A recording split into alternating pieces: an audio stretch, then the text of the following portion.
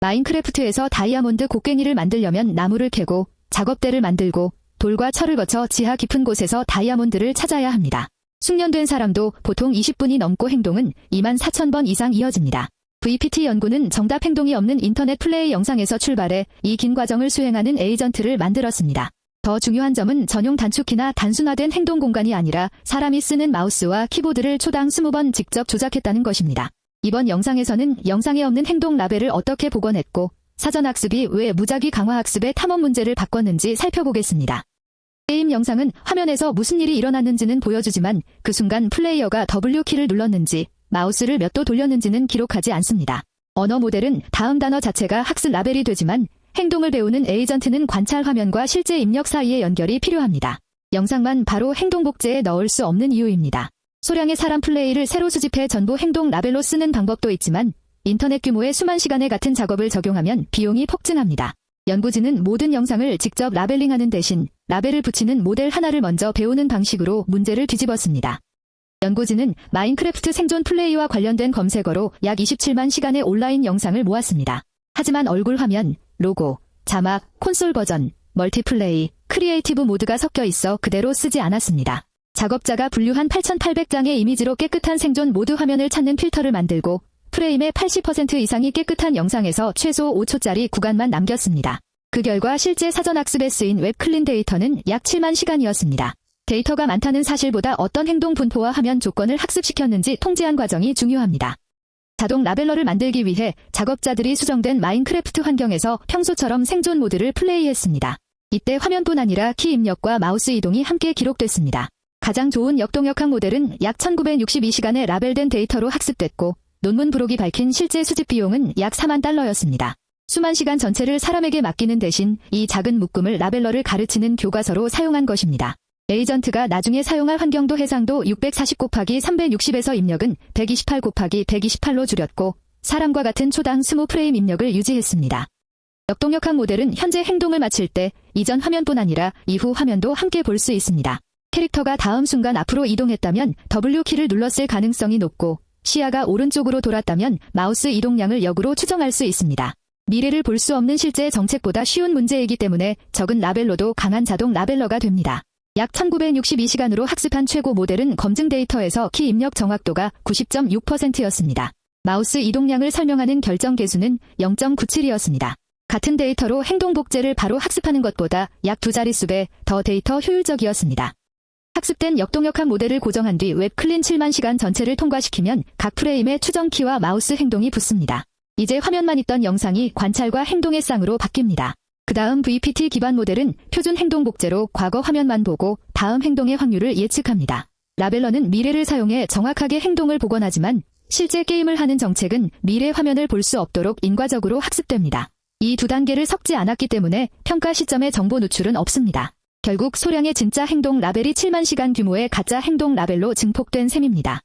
기반 모델은 약 5억 개 파라미터를 가진 트랜스포머 계열 정책입니다. 웹 클린 데이터를 30에포크 학습했고 논문이 보고한 계산량은 V100 그래픽카드 720개로 약 9날입니다. 따라서 인터넷 영상이 공짜라는 말만으로 이 방법의 비용을 설명할 수 없습니다. 데이터 수집 라벨은 줄였지만 영상 디코딩, 역동역학 추론, 대규모 행동 복제에 막대한 계산이 들어갔습니다. 입력 해상도를 128 정사각형으로 낮춘 것도 그래픽 인터페이스를 읽을 최소 수준과 계산 비용 사이의 절충입니다. VPT는 데이터 라벨 효율과 전체 계산 효율을 구분해서 봐야 하는 연구입니다. 7만 시간 사전학습만 끝낸 기반 모델은 새 생존 월드에서 나무를 찾아 통나무를 얻고 판자로 바꾸고 작업대를 제작했습니다. 숙련된 사람에게 약 50초와 970번의 연속 행동이 필요한 순서입니다. 수영, 동물 사냥과 음식 섭취, 밤의 좀비 공격, 발밑에 블록을 쌓아 위로 올라가는 기둥 점프도 영상에서 배웠습니다. 하지만 사람만큼 안정적이지는 않았습니다. 1시간 기준 작업대 제작은 숙련 작업자가 평균 5.44개였지만 기반 모델은 0.19개였습니다. 복잡한 행동이 출현했다는 것과 신뢰할 수 있게 반복한다는 것은 다른 평가입니다. 연구진은 새 월드에서 10분 동안 집을 짓는 작업자 데이터와 초반 플레이 검색어로 고른 온라인 영상을 사용해 기반 모델을 행동 복제로 미세 조정했습니다. 작업자 집짓기 데이터로 조정했을 때 작업대는 213배, 판자는 59배, 전체 제작도 59배 늘었습니다. 기존에 드물게 하던 행동을 안정화했을 뿐 아니라 작업대를 설치하고 인터페이스를 여러 나무 도구와 돌 도구를 만드는 새 단계도 나타났습니다. 넓은 영상 사전 학습이 기본 조작과 세계 지식을 만들고 좁은 데이터가 원하는 초반 루틴의 확률을 끌어올린 구조입니다. 데이터 크기 실험은 1시간부터 7만 시간까지 기반 모델을 따로 학습해 비교했습니다. 5,000시간 이하에서는 제로샷 작업대 제작이 거의 나타나지 않았고 전체 7만 시간 모델을 집짓기 데이터로 미세 조정했을 때만 돌도구 제작이 뚜렷하게 출현했습니다. 단순한 손실 감소보다 게임 안에서 어떤 기술 단계가 열렸는지 본 결과입니다. 다만 대부분의 스케일 실험은 계산 한계 때문에 7,100만 파라미터 모델을 사용했고 마지막 7만 시간 지점만 5억 파라미터였습니다. 데이터와 모델 크기가 동시에 달라지는 마지막 지점을 순수한 데이터 효과로만 읽어서는 안 됩니다. 다이아몬드 곡괭이는 한 번의 행동으로 얻을 수 없습니다. 통나무와 판자, 작업대, 나무 곡괭이, 돌, 용광로, 철괴, 철 곡괭이, 깊은 채굴, 다이아몬드 수집과 최종 제작이 이어져야 합니다. 중간에 죽거나 아이템을 버리면 진척이 사라집니다. 연구진은 10분짜리 에피소드 안에서 이 목표를 시도하게 하고 마지막 성공만 기다리지 않고 기술 트리의 각 아이템에 단계별 보상을 줬습니다.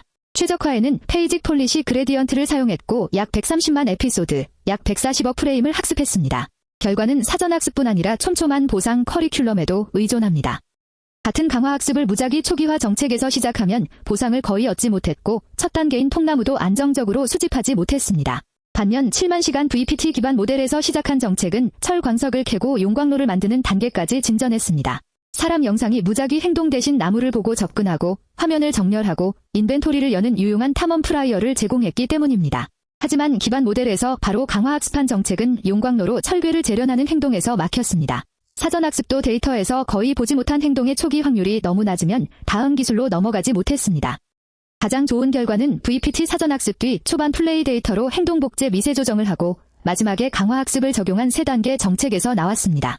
10분 안에 철 곡괭이는 80% 이상, 다이아몬드 수집은 거의 20%, 다이아몬드 곡괭이 완성은 2.5%였습니다. 같은 제안에서 사람은 철 곡괭이 57%, 다이아몬드 15%, 최종 곡괭이 12%였습니다. 따라서 중간 기술은 사람 수준이거나 더 높았지만 최종 곡괭이의 신뢰도는 사람보다 크게 낮았습니다. 최초의 비형 성공이라는 성과와 완성형 에이전트라는 주장을 구분해야 합니다. 이전 마인크래프트 연구는 제작이나 카메라 조작을 단순화한 행동 공간을 자주 사용했습니다. VPT는 초당 20번 키보드와 마우스 입력을 직접 출력하고 제작창에서도 마우스 커서를 움직였습니다. 행동수는 커지고 탐험은 훨씬 어려워지지만 인터넷의 사람 영상과 평가 환경이 같은 인터페이스를 공유한다는 장점이 있습니다. 연구진은 이 선택이 마인크래프트에만 무기지 않고 사람이 일반 컴퓨터를 조작하는 행동 모델로 이어질 가능성을 강조했습니다. 다만 논문에서 실제로 검증한 것은 마인크래프트 하나뿐이며 다른 게임이나 데스크톱 작업으로의 전이는 향후 가설입니다. VPT의 한계는 분명합니다. 온라인 영상은 인기 있는 플레이 방식과 숙련자의 선택에 치우치고 필터는 생존 모드와 깨끗한 화면만 남겨 데이터 분포를 더 좁혔습니다. 역동역하게 잘못된 행동 라벨도 7만 시간 전체에 퍼질 수 있습니다. 5억 파라미터 모델과 720개 V백을 9날 사용한 계산 비용도 작지 않습니다. 강화학습 결과는 단계별 보상과 130만 에피소드에 의존했고 다이아몬드 곡괭이 최종 성공률은 2.5%에 그쳤습니다. 그리고 모든 실험은 마인크래프트 한 환경입니다. 따라서 영상만 보면 어떤 게임이든 자동으로 마스터한다는 결론은 논문 범위를 벗어납니다. 새 게임의 VPT 방식을 적용한다면 먼저 플레이 영상과 실제 입력을 함께 기록할 수 있는 작은 수집 환경이 필요합니다. 역동역학 모델은 키와 마우스뿐 아니라 패드 버튼, 카메라 회전, 메뉴 조작을 얼마나 정확히 복원하는지 검증해야 합니다. 온라인 영상은 게임 모드와 인터페이스 버전을 필터링하고 행동 복제 평가는 승률 하나보다 이동, 자원 수집, 제작, 전투처럼 기술 트리의 단계별 성공률로 나눠야 합니다. 마지막 강화학습에서는 무작위 초기화와 사전학습 초기화를 같은 보상과 계산 예산에서 비교해야 합니다. VPT에서 가장 중요한 점은 단순히 영상을 많이 모으는 것이 아닙니다. 소량의 행동 라벨을 자동 라벨러로 증폭해 탐험의 출발점을 바꾸는 설계가 핵심입니다.